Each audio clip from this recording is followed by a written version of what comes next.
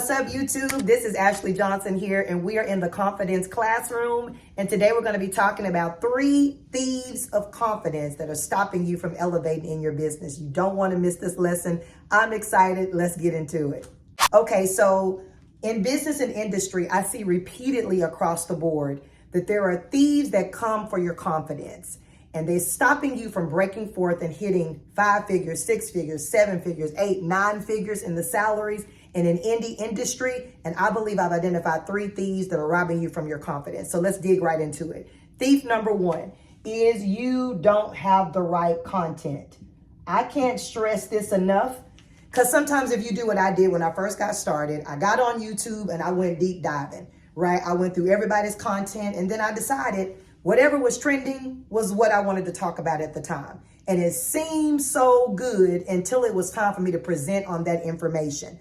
The content got watered down, it got convoluted because I did not find the right content for me.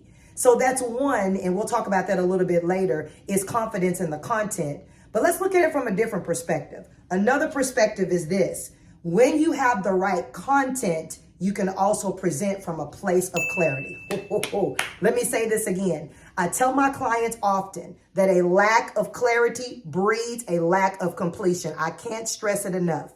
If you are not clear on your content, you will more than likely suffer from procrastination. You will struggle to complete sales. You will struggle negotiating and speaking and teaching with confidence. So what you need is you need clarity in order for you to really be able to present from a position of confidence in your content. You need to know what you're talking about. Take the time to study the content so that you can present from a place of confidence and clarity. So remember, a lack of clarity always lends to a lack of completion. Also in your content, I want to make sure that you're fully aware of what's the end goal, right? So if I'm coming on and I'm presenting, I've got to do something that I tell my clients, and I'm going to share it with you. And that is to release with intention. Intention. Did y'all see how I spelled that? I tore it up a little bit, but that's okay. To release with intention. If you're going to release anything, I don't care if it's on social media, I don't care if it's via TikTok, Facebook, Instagram, YouTube. When you release something, you need to release with intention. This shows the person that you're negotiating the contract with, the person that you're trying to get to buy your offer. If you're releasing with intention, you're not just up rambling. You got an end goal in mind. There's again is where you got to have some sort of confidence in your content. I know that by teaching you on confidence, I know beyond a shadow of a doubt, I can help you break 6 figures. That's why I can come to you fully, boldly, in confidence with this content, because I know the end goal. So whenever I release content, it used to be I would just be releasing. I would get on and I would just, model clothes or show something. And it was great and I was having a good time, but there was no end goal. It wasn't leading to an outcome. It wasn't presenting anything. And even though I had confidence on the front end, I didn't have the wisdom I needed with the content to release with intention. So if you're going to be confident in business, you got to, number 1, you got to identify your content and you got to be clear. You got to have clarity, because remember, a lack of clarity breeds what? A lack of completion. But also, you got to release with intention. What's the end goal? Do I just want to talk to you guys, or is there an end result? If I just want to come on and I want to come on and chat, I want to tell you about my day, that's great. But if there's an end goal to get you, for example, I'm doing a blog or I'm doing a vlog. If the end goal is to get you to subscribe, or the end goal is to get you to purchase my book, or the end goal is to get you to maybe opt into a course or a webinar that I have, I got to make sure that throughout my presentation of the content that I am releasing with intention. If not, we just having a good talk. I mean, that's what it is. And it may sound oversimplified, but if you really go back and look, you will see that everything that is done with intention has been designed to yield clear results. Oh, man. So if I could tell you anything to help you with your confidence, that's one. Let's move to number 2. So let me find this eraser here, y'all. So number 2, we got number 1, and that's content I got to release with intention. Number 2 may be one of my favorites, right? Number 2 is you lack the self-confidence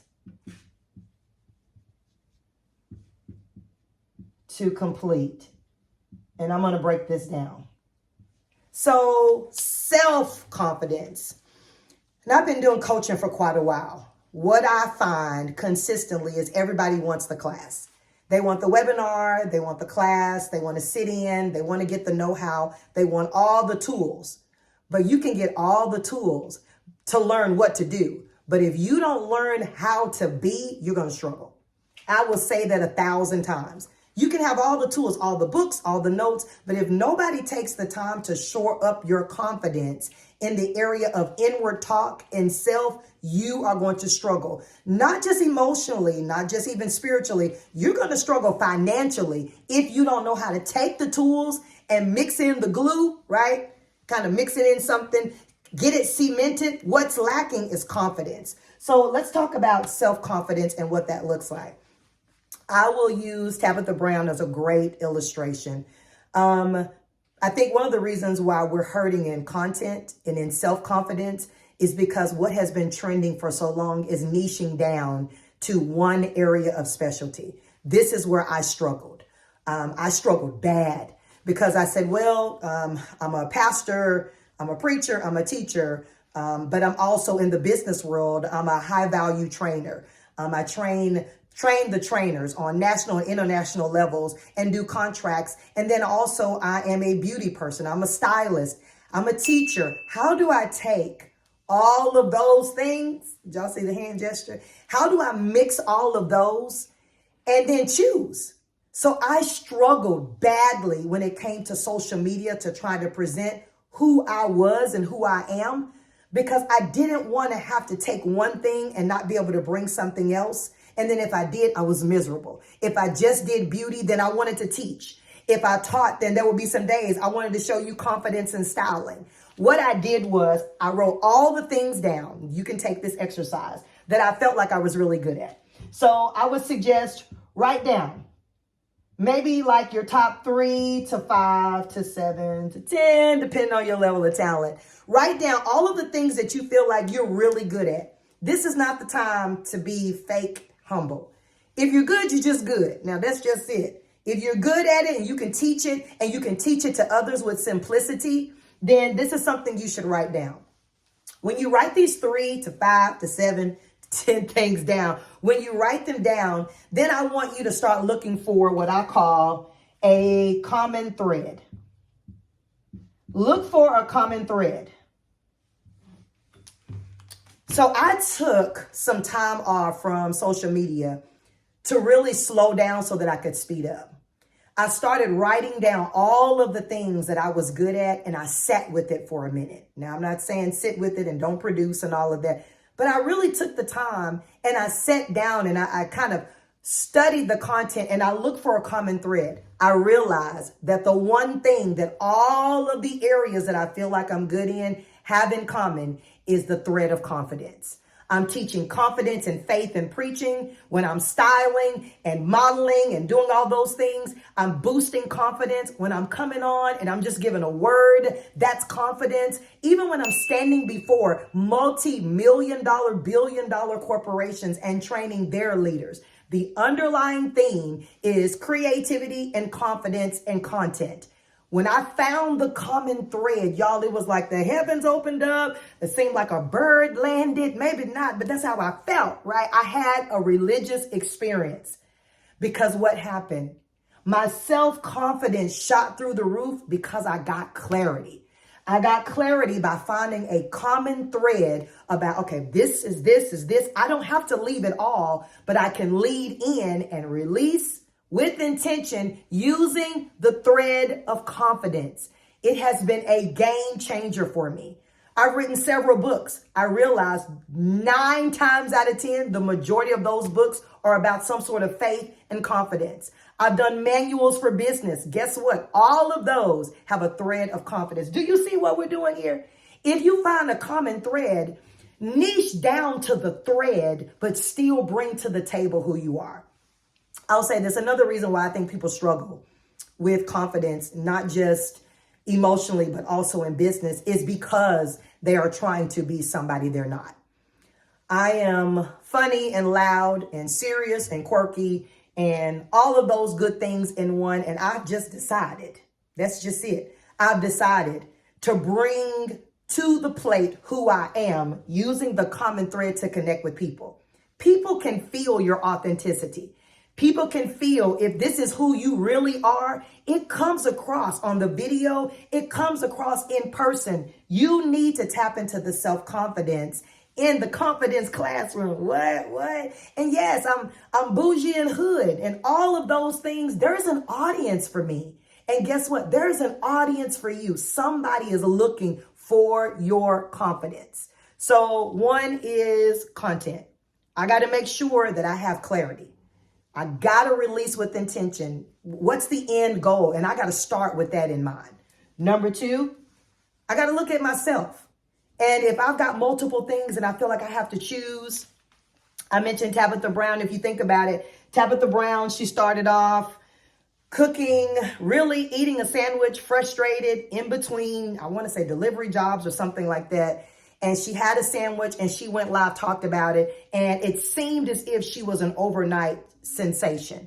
But can I submit to you the target line that we see, the contemplated Food Network show, all the stuff that she's got out, the books and the Donna's recipe, all of that started off by her picking an area of specialty, which it really is. She really started doing things with love. She started cooking with love, writing with love, eating with love. She really led in with that. And then she began to build a brand off of a common thread. She didn't have to niche, but she did have to show the public, this is who I am and I'm sticking with it. I've seen her do numerous videos and she said this, if I have to change who I am, the common thread of why I got started, then we can't work together. Because this was built on me being me and not me being have to be niched down so much that the real Tabitha can't come out. I will tell anyone, the greatest success that I've had is when I've been able to come into an environment with confidence and I don't have to hold down one part of who I am. I can be all that God has called me to be and still command attention and still be beautiful and still teach a lesson and still coach you and still close the deal. I can do all of that because the common thread for me and hopefully for you, if you're in the confidence room, is confidence. All right, guys. So let's move to number 3. We're talking about thieves of confidence. If you're just coming in, make sure you subscribe, y'all.